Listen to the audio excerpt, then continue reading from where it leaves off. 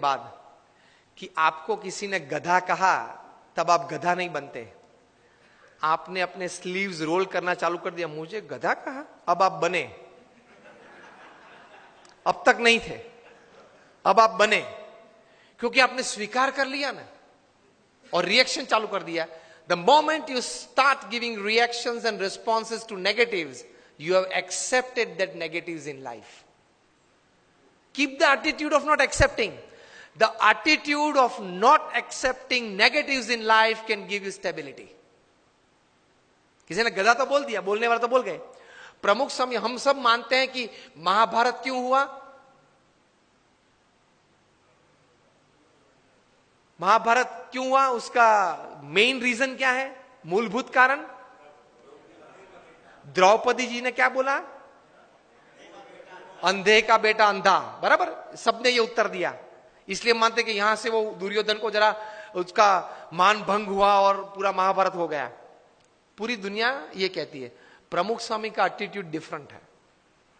प्रमुख स्वामी कहते थे अगर द्रौपदी नहीं बोली होती तो कोई और बोला होता, लेकिन दुर्योधन में ये समझ नहीं थी कि बोलने वाले तो बोलते हैं, मैं कहां अंधा हूं, मैं तो देखता हूं, चाहे वो बोले। ये एटीट्यूड नहीं था ना दुर्योधन का, इसलिए महाभारत हुआ। द्रौपदी जी का कोई कसूर नहीं था। अगर द्रौपदी नहीं बोली होती कोई और बोला होता तो दूसरी बार क्या महाभारत करता वो? Always take care of your defence systems. Attacks तो चालू रहेंगे, तो एटीट्यूड्स में इस प्रकार की बातें हैं, काम में, संबंधों में। और तीसरे प्रकार के एटीट्यूड्स काम में, परिस्थितियों के। प्रमुख स्वामी महाराज न्यूयॉर्क में थे, रूम छोटा था। किसी ने बताया कि स्वामी जी ये रूम छोटा है। स्वामी ने बोला छोटा रूम अच्छा, पावर कम यूज होता है। एक वीक के बाद टोरंटो में थे, 1988 का ये प्रसंग है। रूम बड़ा था। किसी ने बताया कि स्वामी जी ये बड़ा रूम ठीक है। प्रमुख स्वामी बोले हाँ बड़ा रूम ठीक, ज्यादा लोग बैठ सकते हैं।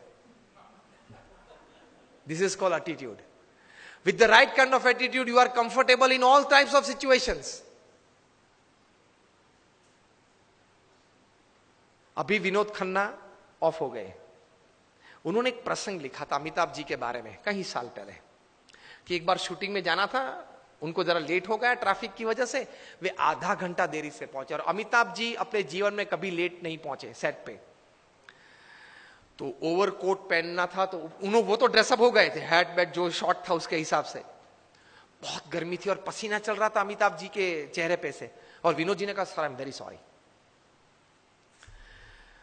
कि सर लेकिन इतनी धूप में आप यहां बैठे हो, इतना पसीना। अमिताभ ने कहा कि ओ पसीना, ओ सॉरी, पसीना क्लीन कर दिया। सर आपको ये धूप और ये पसीना नहीं लग रहा है? Amitabh said I have come here for work, not I am not a sensor who can give like a thermometer what is the heat. मैं यहां काम करने के लिए आया हूं। मैं ये अपेक्षा से नहीं आया हूं कि वातावरण परिस्थिति मुझे अनुकूल हो। जो भी परिस्थिति है, मैं तैर करके क्या आया हूं? काम करना है।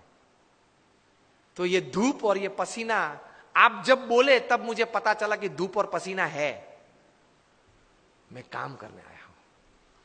तो कोई भी परिस्थिति आपको अपने गोल से विचलित नहीं कर सकती, if you decide to have the right kind of attitude in life.